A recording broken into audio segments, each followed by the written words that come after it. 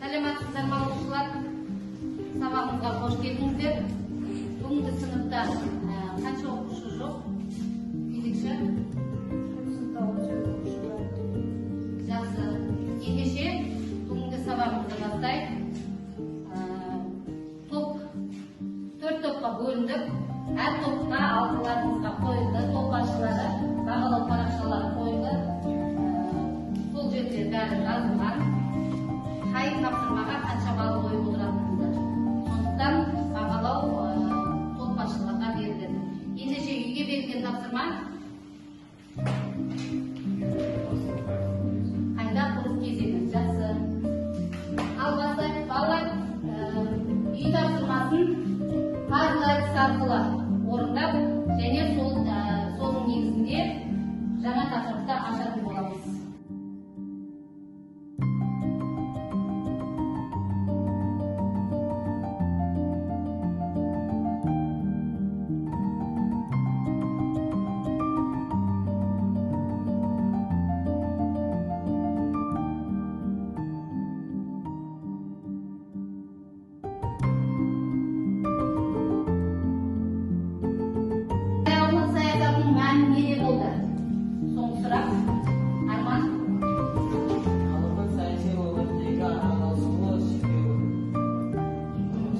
Халықтың саяси өмірге араласуын шектеу. Енді балалар, біз үй тапсырмасына жауап беріп отырып, мұнда пазл әдісі арқылы 4 сурет ашылды. Бірінші суреттегі тұрып айтамыз. Дінмұхамед Қонаев. Екінші суреттегі Қайрат Рысқұлбек. Жақсы. Үшінші суреттегі Динара Олдин Садина. Төртінші суреттегі Михаил Сергеевич Горбачев. Өте жақсы балалар. Ал енді осы 4 тұлғаның, осы 4 кісінің бүгінгі сабаққа қандай қатысы болуы мүмкін? Қандай қатысы бар ортақ, қандай оқиға? Желтоқсан оқиғасы. Яғни бүгінгі сабағымыз тақырыбы 1986 жылғы болған желтоқсан оқиғасы екен.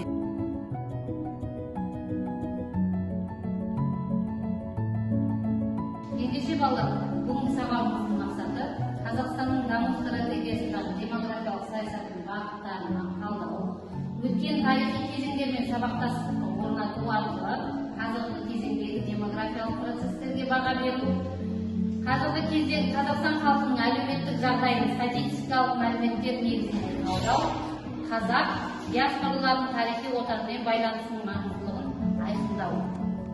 Сабағымызға қатысты видео сабақты көрейік. Желтоқсан оқиғасына не түрткі болды? 1986 жылы 16 желтоқсанда Қазақстанды басқаруға өзге ұлт өкілі сайланды. Бұған наразы болған қазақ жастары 17 желтоқсан күні Алматыдағы орталық алаңға жиналып, әр республиканы өз көсемі басқарсын, ешбір ұлтқа артықшылық берілмесін деген талап қойып ұран көтерді. Жастардың ойында кеңес өкіметіне қарсы көтеріліс жасау болған жоқ еді.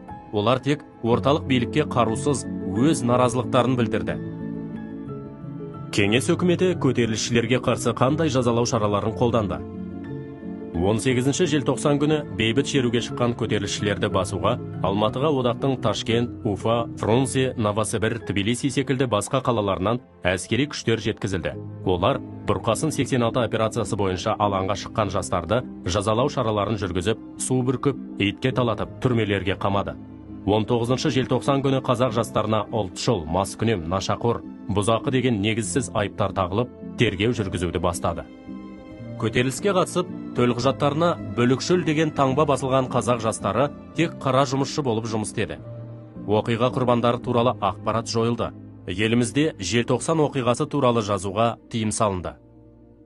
Рысқұлбеков Қайрат Ноғайбайұлы 1986 жылғы желтоқсан көтерілісінің қаһарманы. Ол 16-18 желтоқсанда болған қазақ жастарының отаршылдық және әміршілдік жүйеге қарсы шеруіне белсене қатысты. Көтеріліс қатыгездікпен жанышталғаннан кейін 1987 жылдың қаңтарында ішкі істер органының қызметкерлері Алматыда бір төбелеске қатысты деген желеумен Рысқұлбековті Мойынқұм ауданының орталығында тұратын нағашысының үйінде демалып жатқан жерінен ұстап әкетеді.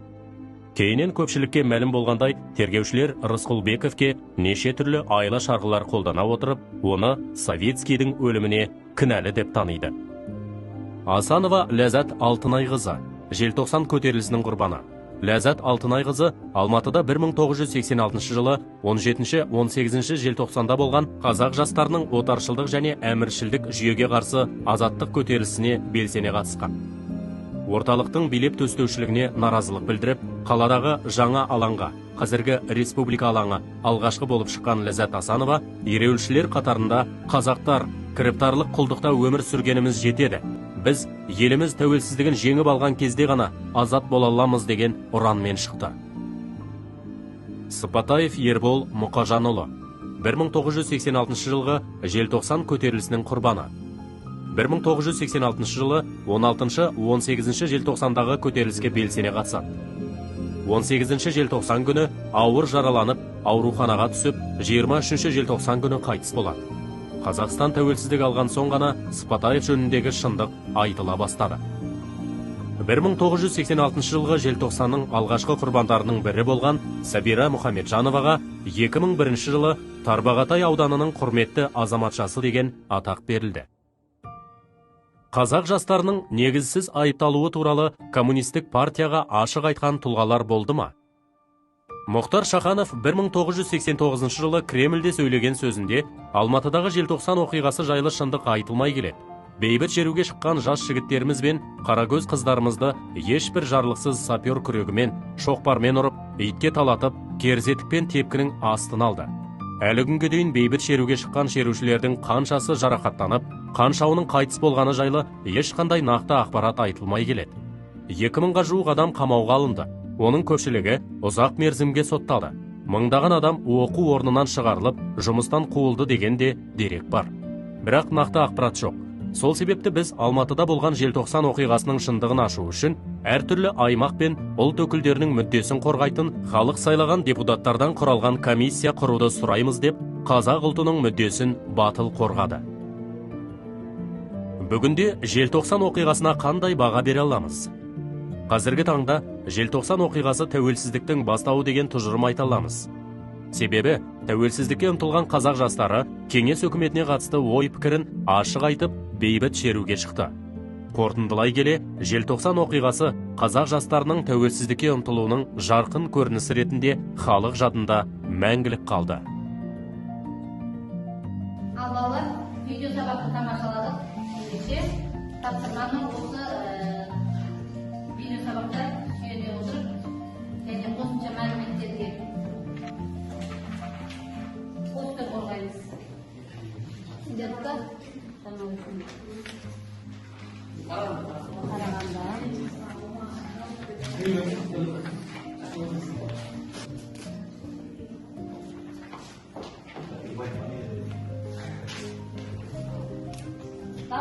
постер арқылы әркім өзінің жаңағы берілген қалағының жаңалықтарын мәлімет жасаймыз. Осы постерде қала өзінде болған жаңалықтарды мәлімет жасаймыз. Сондықтан Алматыда желтоқсан оқиғасы, Целиноград оқиғасы және Қарағанды оқиғасы, Жаңаөзен оқиғасы. Әр оқиғаның қысқа мерзімді себебін және ұзақ мерзімді себебін анықтайтын боламыз.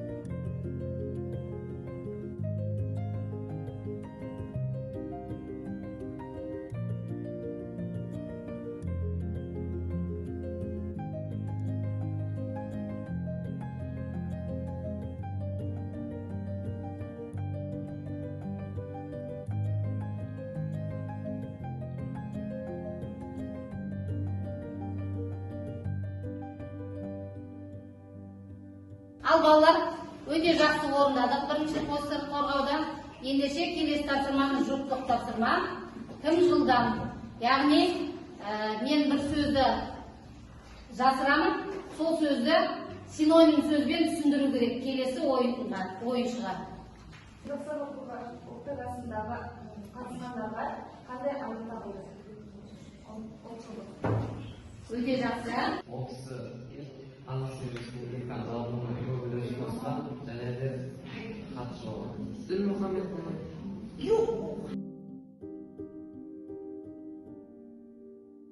Ендеше балалар, жеке деңгейлік тапсырма нысананы дәлде.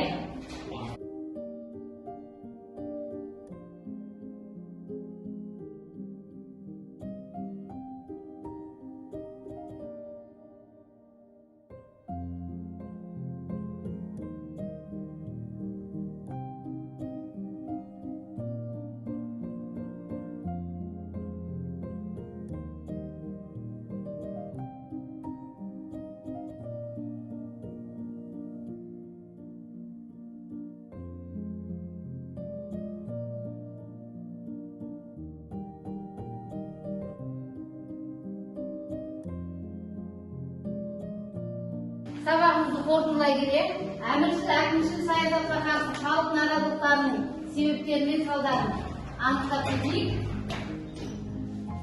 Бірінші, Орталықтың дәстүрлі өртенуіне қайта құру кезіндегі практикалық принциптер арасында қарама-қайшылық. қайшылық. Екінші себебі, Әкімшіл әкімшілердің өртендігі мен ұлттық мүддесінің айырбасында болуы. үшінші себебі, Ұлттық рухани жаңғыру қайта түлеу кезеңінің мәселенің басы болуы. келесі,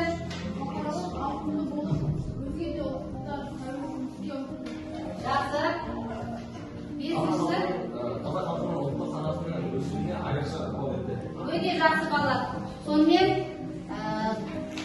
желтоқсан оқиғасы тек қана қазақ халқына ғана емес, бүткіл кеңес үкіметі құрамындағы халықтардың бәріне де өзінің әсерін тигізген болатын.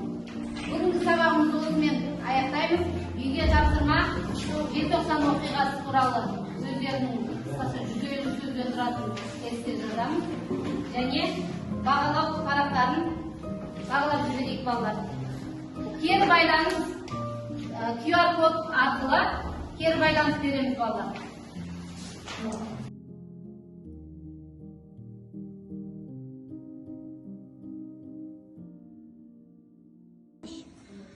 Құрметті оқушылар, әріптестер, ашық сабағыма қатысқандарыңызға көп рахмет. Енді осы сабағым туралы кері байланысты мұндағы QR код арқылы жіберулеріңізді сұраймын.